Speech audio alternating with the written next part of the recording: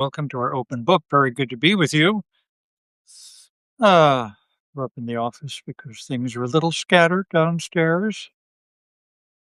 Notice some change to the bookcases and that sort of thing when we're finally back. But hi there, Joan Denny, John Mahoney, Diane Wood, Mark Gladson, Dorothy Joy, Allie Blum, Sharon Landis, Marjorie Lancaster, Mr. Dickens, did I miss an Elizabeth Barrett, Anthony R. De Palma, John Mahoney, and Joan Denny, and Ralph Royce,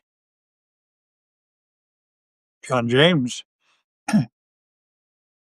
You probably get this a lot, John James. My mother was, for a commercial, the John James, Jonjames, hi there, SR, nurse Brago in a commercial. I am the son of the John James Harris Brago. Maybe we're related. So,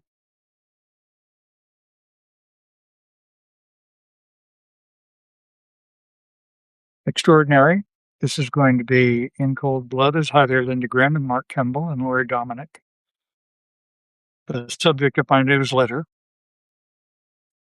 this week, or quote the opening sentence, but let me go deeper into this because talk about a book that sets a scene. Hi there, Carla Atkinson. Good to see you showing up here again.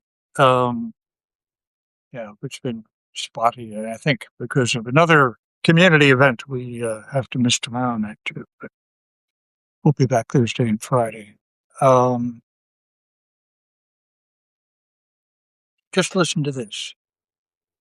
Now, he read, as I found out, read a short story in a back page of the New York Times and said, "Get the New Yorker. That would be interesting. Let me find out about this. I could bring a fresh viewpoint." That point in his life, although born in New Orleans and then, of course, small town in the South, where he met his lifelong friend Harper Lee. Hi there, Catherine Capel. He was the quintessential New York writer at that point. Upper East Side fixture. And he certainly charmed folks throughout Kansas. He came there with open hands and heart to find out what had happened. So let me just start reading this extraordinary opening. The village of Holcomb stands on the high wheat plains of western Kansas, a lonesome area that other Kansans call out there. Yeah, his poor good friend Harper Lee. Some 70 miles east of the Colorado border, the countryside with its hard blue skies and desert clear air has an atmosphere that is rather more far west than middle west. The local accent is barbed with a prairie twang, a ranch hand nasalness, and the men, many of them, wear narrow frontier trousers, Stetsons, and high-heeled boots with pointed toes.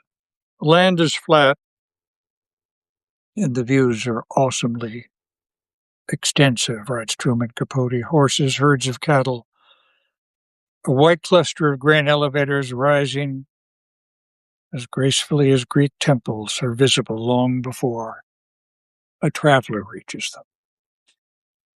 Holcomb, too, can be seen from great distances.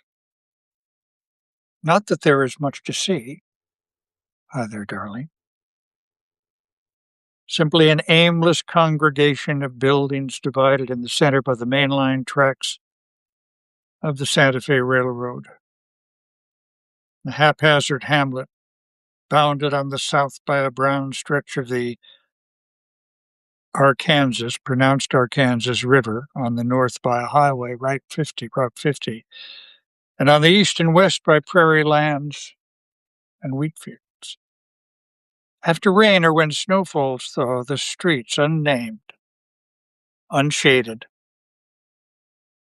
unpaved, turn from the thickest dust into the direst mud. One end of the town stands a stark old stucco structure, the roof of which supports an electric sign, "Dance." But the dancing has ceased, and the advertisement has been dark for several years. Nearby is another building with an irrelevant sign, this one in flaking gold on a dirty window. Holcomb Bank. The bank closed in 1933, and its former counting rooms have been converted into apartments. It is one of the town's two, and this is in quotes, apartment houses, the second being a ramshackle mansion, known because a good part of the local school's faculty live there, as the teacherage. The majority of Holcomb's homes are one-story frame affairs with front porches. Down by the depot, the postmistress, a gaunt woman who wears a rawhide jacket and denims and cowboy boots, presides over a falling apart post office.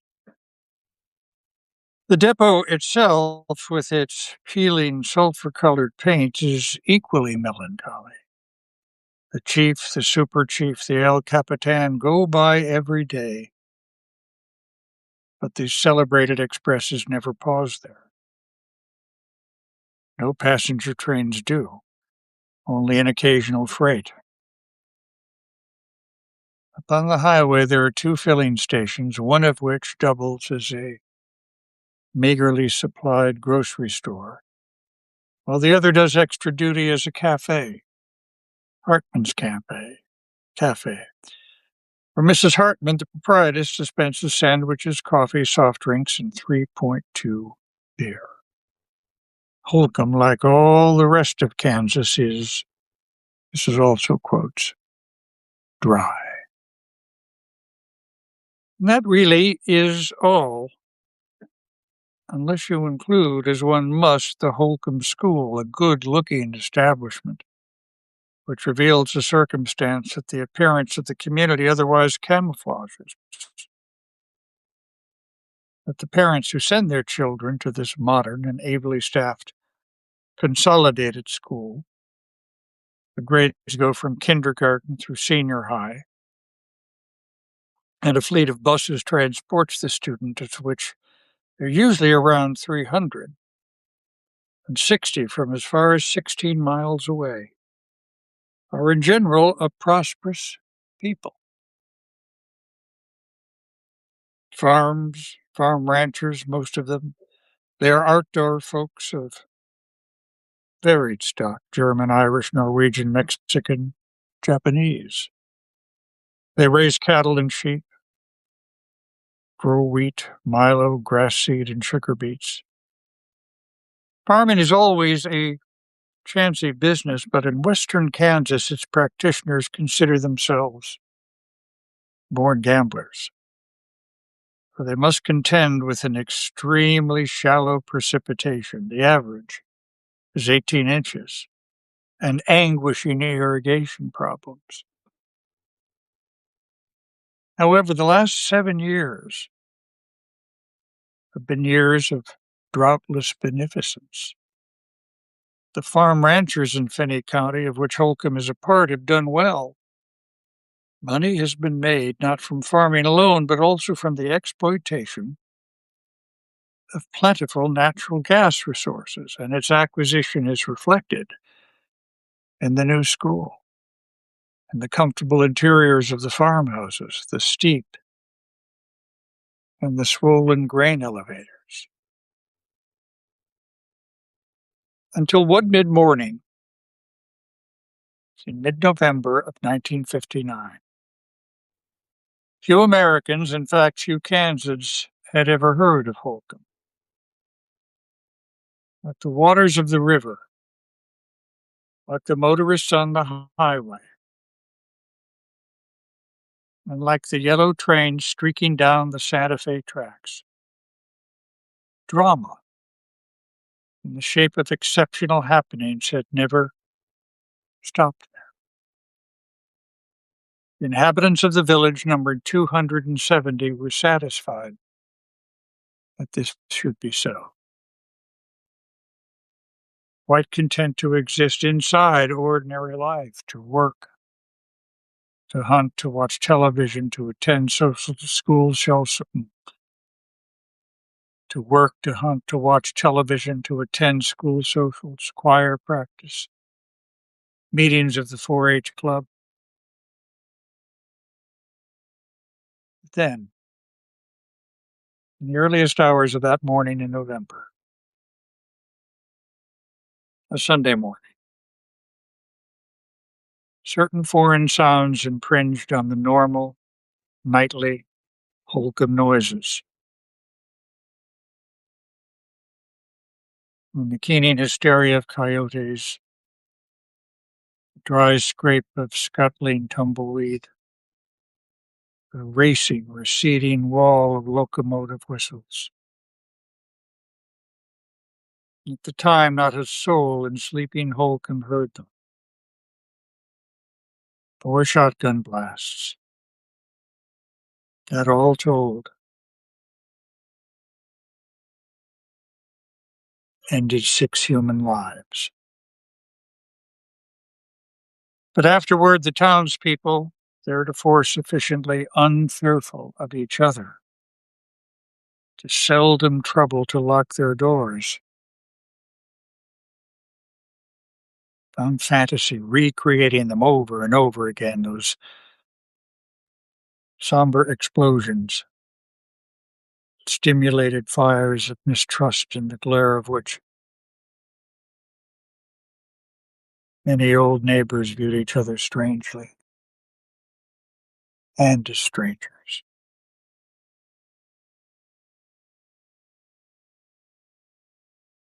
Let me just read a little more. The master of River Valley Farm, Herbert William Clutter, was 48 years old, and as a result of a recent medical examination for an insurance policy, knew himself to be in first-rate condition. Though he wore rimless spectacles and was of but average height, standing just under 5 feet 10, Mr. Clutter cut a man's figure. His shoulders were broad, his hair held its healthy dark color, his square-jawed, confident face retained a healthy-hued youthfulness. His teeth, unstained and strong enough to shatter walnuts, were still intact. I weighed 154, the same as he had the day he graduated from Kansas State University, where he had majored in agriculture. He was not as rich as the richest man in Holcomb, Mr. Taylor Jones, a neighboring rancher. He was, however, the community's most widely known citizen, prominent both there and in Garden City, a close-by county seat where he had headed the building committee for a newly completed First Methodist Church, an $800,000 edifice. He was currently chairman of the Kansas Conference of Farm Organizations, and his name was everywhere respectfully recognized among Midwestern agriculturalists, as it was in certain Washington offices, where he'd been a member of the Federal Farm Credit Bureau during the Eisenhower administration. Always certain of what he wanted from the world, Mr. Clutter had in large measure obtained. On his left hand, on what remained of a finger, once mangled by a piece of farm machinery, he wore a plain gold band, which was the symbol, a quarter century old, of his marriage to that person he had wished to marry. The sister of a college classmate, a timid, pious, delicate girl named Bonnie Fox, who was 3 years younger than he. She had given him 4 children, a trio of daughters, then a son. The oldest daughter, Eviana, married and the mother of a boy 10 months old, lived in northern Illinois, but visited Holcomb frequently. Indeed, she and her family were expected within the fortnight. for her parents planned a sizable Thanksgiving reunion of the Clutter clan, which had its beginnings in Germany. The first immigrant Clutter, or Clutter as the name was then spelled, arrived here in 1880. In regard to his family, Mr. Clutter had just one serious cause for disquiet: his wife's health. She was nervous. She suffered little spells, which were the sheltering expression used by those close to her. Not that the truth concerning poor Bonnie's affliction was in the least a secret. Everyone knew she had been an on and off psychiatric patient the last half-dozen years, yet even upon this shadowed terrain, sunlight had very lately sparkled. Past Wednesday, returning from 2 weeks of treatment at the Wesley Medical Center in Wichita, her customary place of retirement, Mrs. Clutter had brought scarcely credible tidings to tell her husband. With joy, she informed him that the source of her misery, so medical opinion had at last decreed, was not in her head but in her spine. It was physical, a matter of a misplaced vertebrae. Of course, she must undergo an operation, and afterwards, well, she would be her old self again. Was it possible? The tension, the withdrawals, the pillow-muted sobbing behind locked doors, all due to an out-of-order backbone? If so, then Mr. Clutter could, when addressing his Thanksgiving table, recite a blessing of unmarred gratitude. Ordinarily, Mr. Clutter's mornings began at 6:30, clanging milk pails and the whispery chatter of the boys who brought them. 2 sons of a hired man named Vic Ursick usually roused him, but today he lingered. He let Vic Ursick's sons come and leave. The previous evening, Friday the 13th, had been a tiring one, though exhilarating. Bonnie had resurrected her old self, as if serving up a preview of normality. She'd rouged her lips, fussed with her hair, and wearing a new dress accompanied him to the Holcomb School, where they applauded a student production of Tom Sawyer, in which Nancy played Becky Thatcher. He had enjoyed it, seeing Bonnie out in public, nervous but nonetheless smiling, talking to people. They had both been proud of Nancy. She had done so well. Remembering all her lines and looking as he had said to her in the course of backstage congratulations. Just beautiful, honey. A real Southern belle. Whereupon Nancy had behaved like one. Curtsying in her hoop-skirted costume, she had asked if she might drive into Garden City. The State Theater was having a special 11:30 Friday the 13th spook show, and all her friends were going. In other circumstances, Mr. Clutter would have refused. His laws were laws. One of them was Nancy and Kenyon, too, must be home by 10 on weeknights, by 12 on Saturdays. But weakened by the genial events of the evening, he had consented. And Nancy had not returned home until almost 2.